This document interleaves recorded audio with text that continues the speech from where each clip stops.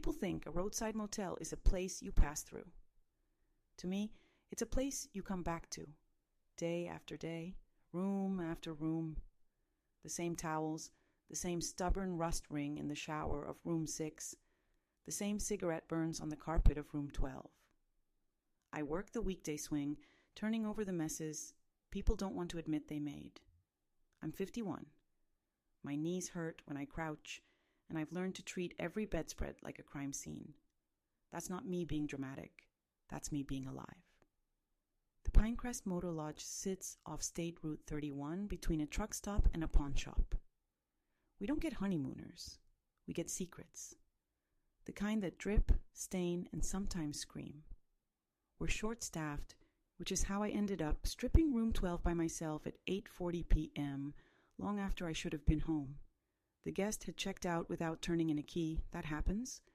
What doesn't usually happen is what I found under the mattress when I lifted the corner to check for contraband. A folded receipt. Old, brittle. A diner logo I recognized, the Bluebird, 2 exits down.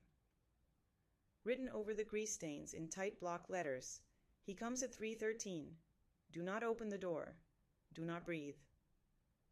I stood there with the mattress half raised, the note in my hand, listening to the hum of the window AC unit and the ice machine coughing to itself in the breezeway.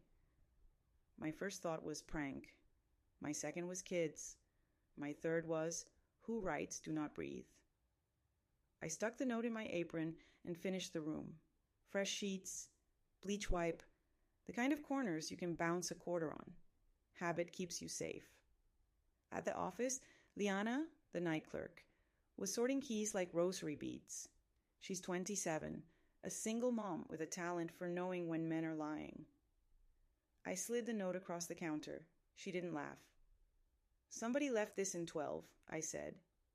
She read it and made a face I'd seen on mothers in ER waiting rooms. You working late? Laundry's backed up. Don't stay past midnight, she said. If a guest needs towels, after that, they can come to me. We'd had calls, strange ones. Heavy breathing at 3 a.m., silence when you answered, then the line going dead. A couple of guests complained about someone tapping at their door. Probably a tweaker, the manager said. He changed the lobby lights to brighter bulbs and called it security. I wanted it to be something I could explain. The note fit better in a story than in my pocket. In the laundry room, steam hung low and damp. The industrial washers thumped like slow heartbeats. I folded until my fingers pruned. I told myself I'd leave by midnight, but the towels kept coming and the clock kept skipping minutes like a scratched CD. At 12:41, I heard it. 3 slow knocks.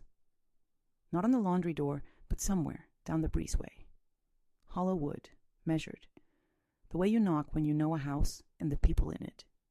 I went still, hands on a stack of white hand towels. The air felt heavier.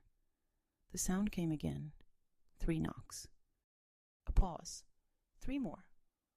Farther away this time, like it was walking. Liana? I called through the half-open door. No answer. The office phone was ringing. I could hear it, shrill as a smoke alarm, then stopping, then ringing again. Another set of knocks. Closer now. Room 10, maybe.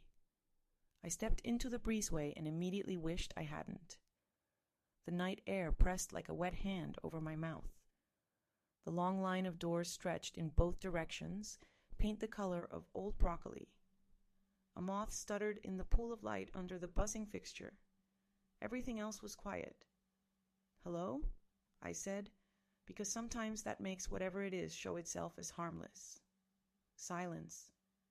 Then 3 knocks right behind me. I spun. Nothing. No shadow, no figure ducking around the corner, no prankster with a grin. I felt silly, then mad, then cold. My apron felt heavy, the paper inside it heavier. I went back into the laundry and shut the door, pushing the bolt so soft it wouldn't click. The AC unit rumbled on, then died. The silence hurt. 3 knocks. This time, they weren't on the breezeway. They were on the laundry door. The cheap particle board rattled on its hinges in a polite, patient way. My chest went tight. Asthma doesn't care if you're scared. I reached for my inhaler, then froze. I remembered the last line of the note. Do not breathe. Ridiculous, I thought. Then I realized I was already doing it, holding the air like a child underwater. The knock came again, and then stopped. The quiet that followed had a shape. It pressed its ear to the door. I exhaled without meaning to, and the knocking started again, faster now, the rhythm brightening like a smile. I flattened myself against the wall beside the frame and slid down until I could sit on a crate of pool towels. I held my breath. The knocking stopped. 10 seconds, 20, 30. My lungs burned, and tears pricked my eyes. I let out the smallest thread of air through my nose, and immediately there came a sound softer than a knock, softer than a whisper.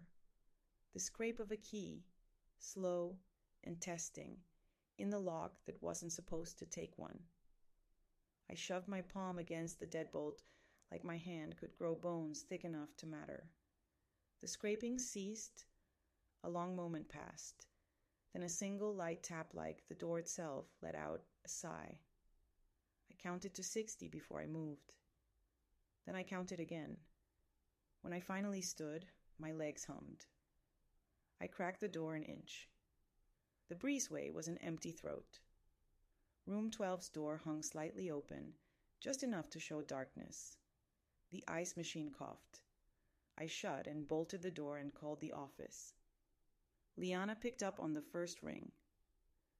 Don't come out, I said. Lock the lobby. It's already locked, she said. Phones keep ringing. Nobody on the line. 3 knocks. A breath. Yes. I didn't tell her about the key in the lock. It felt like speaking it could teach the night something new. When I finally left at 1:26, I walked the breezeway with my keys spiked between my fingers. I passed room 12 and pretended not to see the door ajar. In the parking lot, a semi idled like a sleepy animal. I got in my car, put the note on the passenger seat, and drove home with both hands at 10 and 2, breathing through my teeth. I didn't sleep. I lay on the couch with the TV low and the note on my chest like a weird paper crucifix. At 3:13 a.m., my living room clock made a soft electronic click as the digits rolled. No knocks, no calls. Just the awareness that, at the motel, something might be listening for someone to breathe. I went in early. I told myself it was to get ahead of the rooms. It was to get ahead of the fear. The manager, Ron, was already in the office with a donut and an attitude. You see the reviews? He asked, pointing at his screen. Some nutjob said they heard someone knocking all night. That's harassment. The platform has to take this down. Maybe someone was, I said. Who? We don't have vagrants, he said, which was a lie. We had plenty, but they were ours. I didn't show him the note. I did go back to room 12. The door was closed now. The maid's cart still dented the paint where it always caught the frame. Inside, the room looked as I'd left it. Freshly made bed, tiny soaps faced like soldiers, a Bible in the drawer. And then, under the phone, tucked flush with the base like a secret, I found a second piece of paper. Same block letters, same diner receipt. If he knocks, count to 30. If you can still hear him, go to the bathroom. Get in the tub. Do not breathe. I took both notes to Liana. We spread them on the laminate counter like tarot cards. Same hand, she said. Same pen. She pointed to a faint smear where a loop had dragged. Left-handed, maybe. Who leaves instructions? I asked. Someone who didn't get out, she said, too quick, and then looked down. We started looking in other rooms, not obvious, not taped to mirrors, slipped under mattress corners, under bathroom trash bags, inside Gideon's. Room 7 had one tucked into the sleeve of the ironing board. Room 3 had 2-1 behind the TV, one under the base of the lamp. Variations on the same message. Do not breathe. Do not answer. If you hear keys, get low. If you hear whistling, do not move. By lunch, we had 9 notes. Something like anger rose in me, stupid and motherly. Not at the notes, not exactly. At the fact that someone had needed them. People leave things in motels all the time. Phone chargers, children's socks, wedding rings they pretend they lost. What they rarely leave is an instruction manual. Whoever wrote these wanted the next person to live. In the afternoon, a long-stay guest, Mr. McCaffrey, retired, soft-spoken, a man who called the front desk the front, came to pay for his week. He saw the scattered papers and tilted his head. More of those? He asked. More of what? Warnings, he said simply. Used to be 1 in 6. Said not to turn off the bathroom fan after midnight. Why?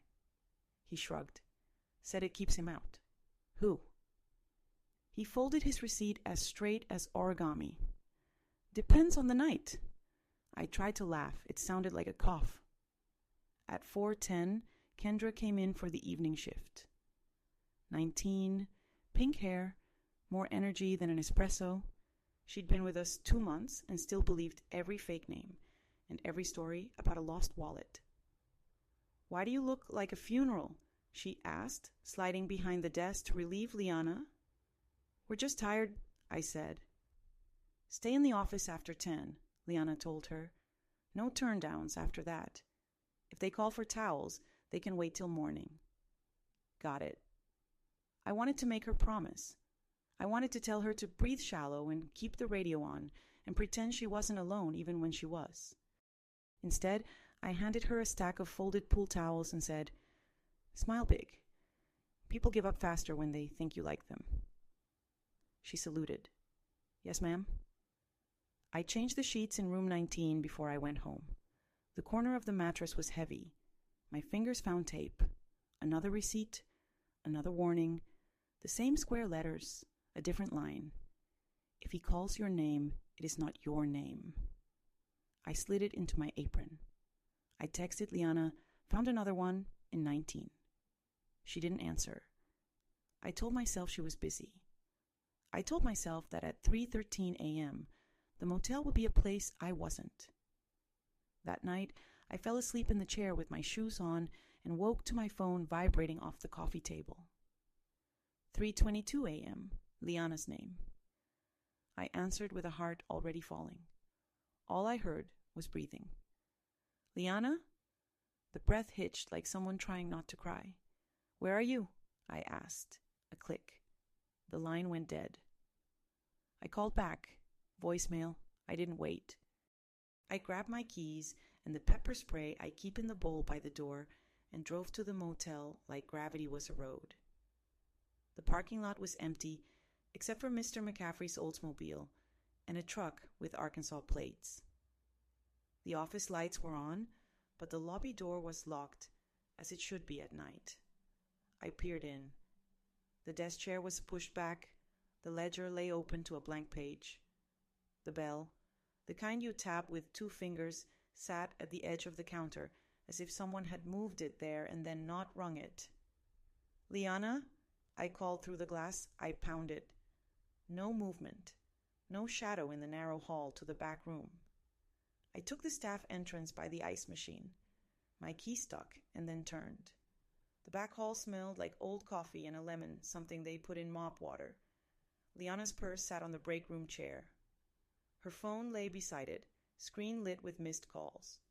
The bathroom door was open. The stall was empty. The cheap mirror over the sink was fogged as if someone had just breathed on it and then wiped it with their palm, leaving a streak like a word almost erased. I moved toward the lobby, each step a small argument with my legs. The door from the hall to the desk was ajar. I nudged it with my foot. On the counter where guests leave their keys was another note. Not a receipt this time. Lined paper, torn from a composition book. written in a different hand rounder, loopier. A teenager's hand trying to be adult. He knocked. I didn't open. I didn't breathe. He stood there a long time. When I breathed, he left. I think he's mad. K. I read it twice before the letter clicked. K. Kendra, not Liana. I looked up at the security monitor. 4 black and white feeds showed empty breezeways and parking lot angles. The 5th, the one pointed at the lobby door, was static. Not fuzz, not distortion. A thick gray, like soup. The kind of old TV snow that hums even when you mute it. The timestamp on that feed had frozen at 03:13. I didn't call 911. That says something about me I'm not proud of. I didn't want a cruiser with lights in our lot. I didn't want Ron to fire us both for scaring business. I wanted to be the kind of person who does the sensible thing. Instead, I walked the breezeways by myself with Kendra's note in my pocket and listened for the sound of a man who may or may not exist. I found Kendra at 3:47 a.m., sitting on the floor outside room 19 with her knees to her chest and her eyes closed like a child pretending to sleep. When I said her name, she flinched and then focused like waking from too long underwater. He knocked, she said. I counted to 30. I went to the bathroom like the note said. I got in the tub. I didn't breathe. I swear I didn't. But he waited. He waited for me to breathe. You didn't open? She shook her head so hard, wisps of hair stuck to her cheeks. He said my name, but it wasn't my name. I helped her up. Her hands were shaking. A wet footprint, small and bare, marked the concrete outside the door. Another stood, 6 feet away, turned toward the breezeway's mouth. Between them, nothing. The prints didn't lead anywhere. They didn't start anywhere. They were like 2 words in a sentence nobody wrote. We locked the office. I made her tea on the hot plate and watched her not drink it. When the sky finally went the color of old paper, she said very quietly, I don't want to work nights anymore. I said, okay. What I didn't say was, me neither. It would have been smarter to quit. It would have been smarter to move, to find some other place to scrub other people's stories away. I did not do the smarter thing. I asked Mr. McCaffrey if we could borrow his camcorder. Betamax or VHS? He asked, deadpan, and then smiled when I didn't smile back. He dug in a closet and came out with a consumer camera older than Kendra. You trying to catch a ghost, Miss Ruth? I'm trying to catch a man, I said. Saying it made me feel brave. We picked room 12 because the notes had started there and because it was vacant. We did the setup at noon so we'd have no excuses at midnight. Kendra taped flour across the threshold to catch prints. I dusted the room with what I had. Baby powder on the windowsills, a strip of scotch tape along the bottom of the door to feel for movement. Liana rigged the camera facing the door and the bed. She's got hands that make things work. She muttered, "Don't breathe," like a joke, and then didn't laugh. At 2:40 p.m., Ron banged on the door. "Why is the occupancy light red?" "We're deep cleaning," I called. "You don't deep clean with a camcorder." "We do now," I said. He rolled his eyes and wandered off, probably to Google liability. We set a plan. At 3 a.m., one of us would be in the bathroom and one in the bedroom. We would not open the door. We would not breathe if someone knocked. If anything changed, we'd pull the plug and leave. "You don't have to stay," I told Kendra. She looked at the notes lined up on the dresser like a strange prayer and said, "I think he already knows me." We tried to nap in shifts. We failed. Just before midnight, I turned on the bathroom fan. The hum filled the tile room with the illusion of company. I counted out loud to get used to the rhythm of seconds. 1, 2, 3. It steadied me. I taped my inhaler to the inside of the vanity. I stood in the tub and practiced holding my breath while the faucet dripped a metronome. At 3:10, I texted Liana, "Ready." She texted back a single checkmark. She was in the office watching the monitors. At 3:12:30, I heard Kendra take 3 short breaths in the bedroom and let the last one out slow. The room fell into the kind of quiet where you can hear clockwork refrigerator compressor, the faint tick of the cooling AC. At 3:13, someone knocked. 3 times. The sound was gentle, like a man who loves you, trying not to scare you after a fight. I held my breath. The fan hummed high like it wanted to lift the ceiling. The knock stopped. The new sound was worse. The long, slow slide of skin along wood, like a palm smoothing the door from top to bottom. Then a key in the lock. I squeezed the tub's porcelain edge until my knuckles whitened. The bolt held. Metal kissed metal and couldn't pass. Something leaned on the door. The hinge whispered. From the bedroom, Kendra's voice came so soft I almost didn't hear it. "He's at the peephole." My lungs screamed.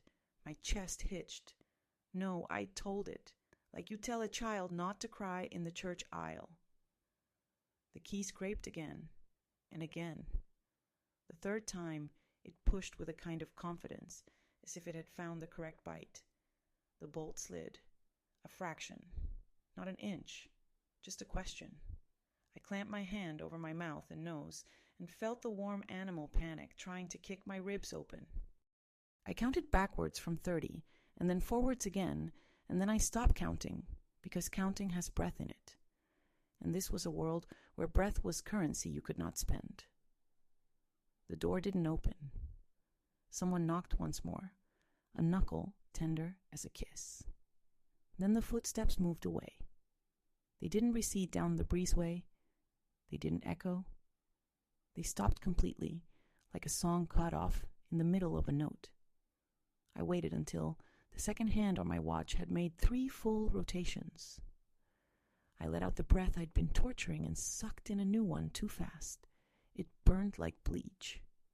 "Kendra," I whispered. Silence. I stepped out of the tub and moved into the bedroom. The camera's red light was on, staring. Kendra sat on the floor beside the bed, with her knees tucked tight and her eyes pinned on the door. The peephole looked wrong darker than it should, blooming black like ink. "Kendra?" I said again. She blinked slow, then lifted her hand and pointed. On the inside of the door, below the peephole no, inside the peephole condensation dew had formed in a little halo. Someone had breathed against it from the wrong side. The flower line across the threshold was unbroken. I touched the bolt. It felt warm. We rewound the tape at 4 a.m. while the world outside yawned. The picture was grainy but clear enough. At 3:12:59, the door on the screen went a shade darker, as if someone blocked light in the hall. The peephole blackened. The camera caught the shape of my shadow in the bathroom door and Kendra's shoes by the bed. At 3:13:03, the bolt on the door twitched, a single click and a tremor. And then, crossing the bottom of the frame, a ripple-like heat haze moved under the door and then back again, as if the room itself had taken one long breath. We looked at each other. We did not say the word ghost. We said airflow and pressure and stack effect, terms I half remembered from a YouTube video about leaky houses. It was easier to feel smart than afraid. At 5:10, I found another note. Not a receipt, not lined paper. A half sheet of printer paper, thick as a wedding invitation. Slid under the door from the hall. If you want to live, learn to be still. Underneath, in smaller letters, some of us didn't. No signature, no flourish, just a fact. Kendra started to cry and then stopped herself with both hands. She folded the paper into a perfect square, like a napkin you don't want to stain. "Who writes these?" she asked. "Someone who couldn't breathe," I said, before my brain could catch my mouth. I did call 911 after that. I gave them a version of the truth that felt like less than a lie. Suspicious knocks, attempted entry, a staff member frightened. 2 officers came, young and polite and hungry for a problem they could solve. They walked the breezeways with flashlights. They shone beams into shrubbery that had only ever hidden cigarettes. They took statements. They told us to call if it happened again. "It will," Kendra said flatly. One of the officers tried a smile. "We've got extra patrols along 31 this week. Bad stretch for drunk drivers. We'll swing past." When they left, the lot felt larger, like the asphalt had grown while we weren't looking. I finished my shift and went home and did something I hadn't done in years. I pulled an old wedding album from the closet and turned pages until the air smelled like dust and talc. Not because I missed the man whose name I share only at the DMV. Because I wanted to remember that breath used to be something you didn't notice you were doing. The next night, Liana took the office and I took the floors.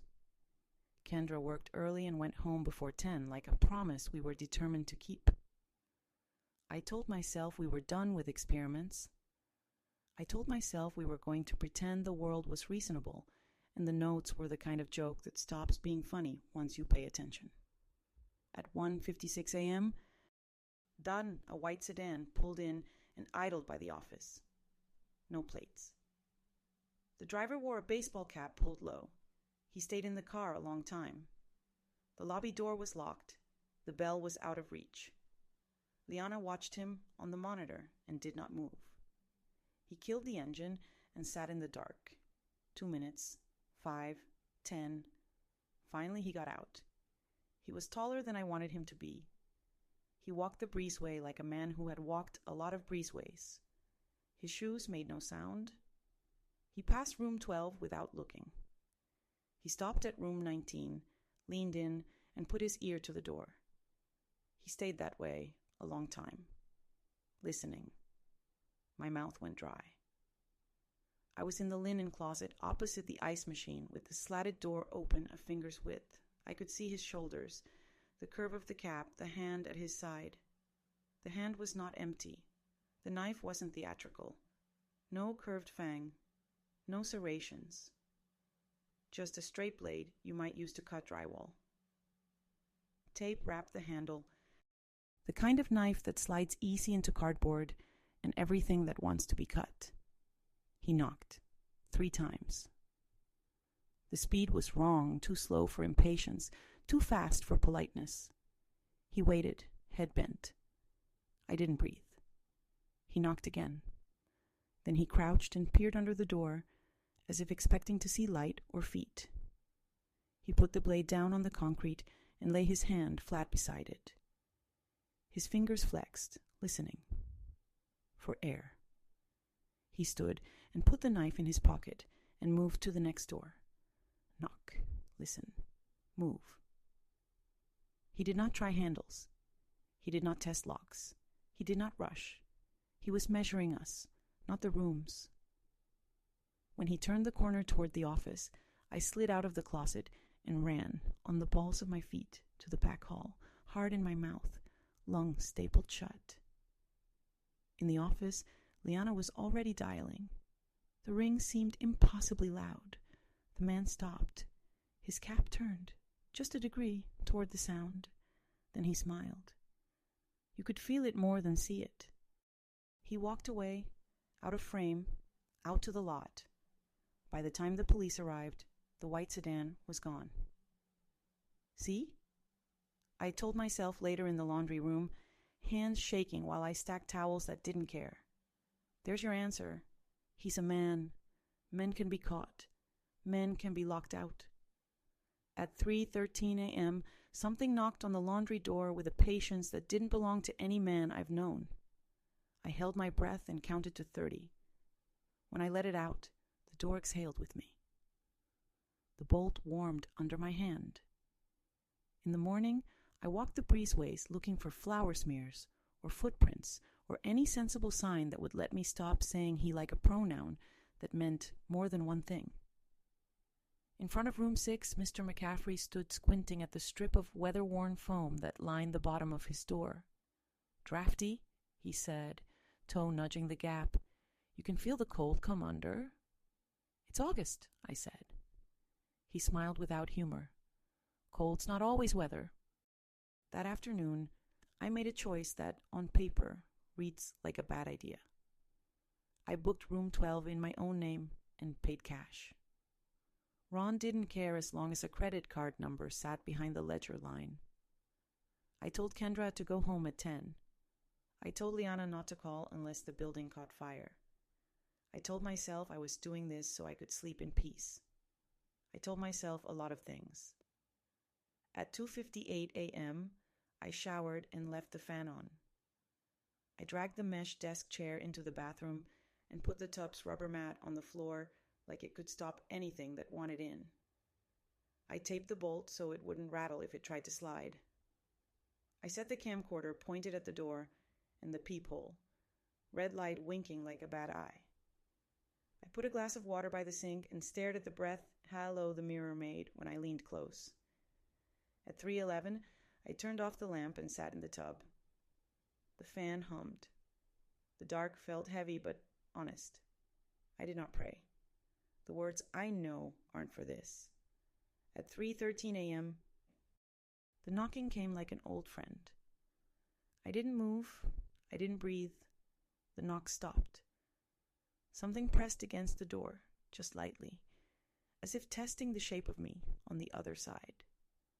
The peephole went black. A smell came under the door that was not a smell, cold metal, pennies, old keys. Silence stretched so long my ears rang. I counted without numbers. I felt my pulse in my teeth. Then, from the other side of the bathroom, from the mirror, words bloomed in condensation like a slow magic trick. They formed themselves backwards and then righted as my eyes adjusted. 4 words, written by no hand I could see from inside the room where I sat. "Do not be afraid." I almost laughed. I almost cried. I did neither. I did not breathe. The words smeared and then reformed beneath themselves, the same hand writing over itself. "Do not breathe."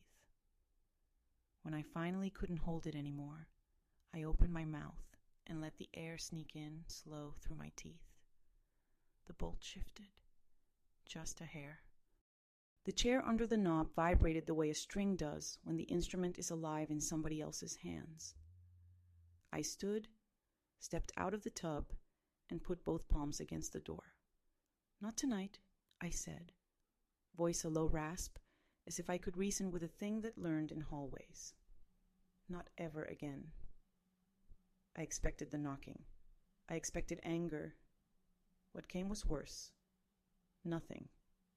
The absence of a sound that had come to mean a heartbeat. The hall held its breath with me.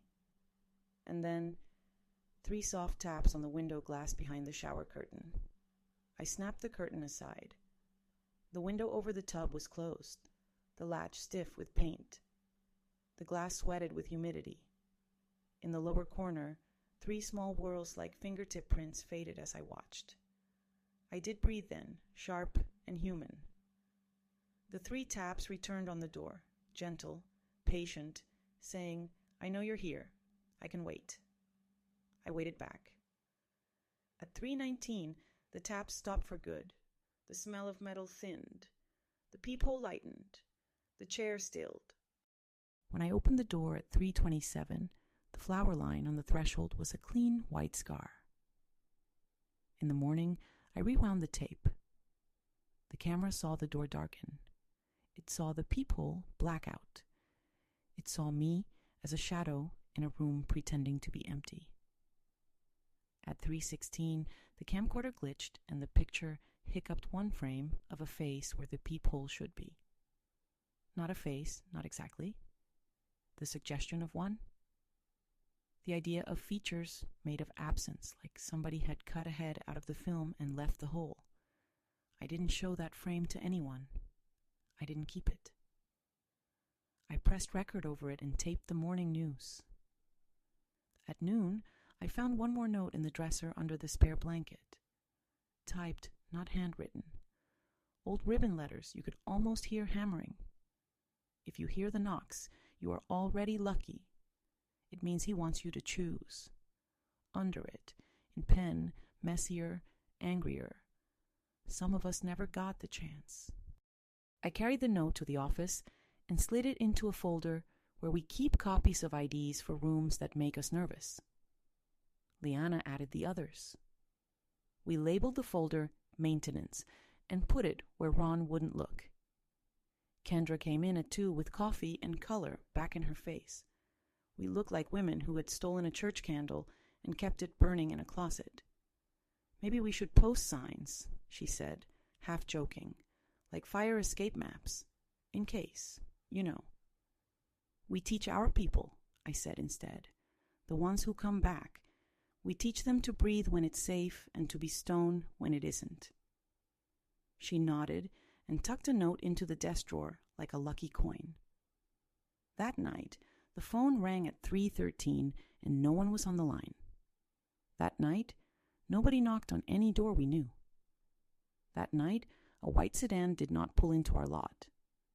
That night, I slept with the window open and the fan on, and woke to birds that did not sound like keys. We still find notes. Not every day. Not always in room 12. Sometimes under pillows. Sometimes taped inside the lid of the ice bucket where a hand will find it cold. Some are new, the ink dark, the paper crisp. Some are old, edges fretted, letters faded like a warning spoken too many times. I don't ask who writes them anymore. I know the answer in ways that aren't vocabulary. And sometimes, when a guest checks in alone and looks like they've already had a long conversation with fear, I slide a folded piece of paper across the counter and say, if you hear knocking in the middle of the night, count to 30, go to the bathroom, get in the tub, turn on the fan. They look at me like I'm crazy, then like I'm kind, then like maybe they will.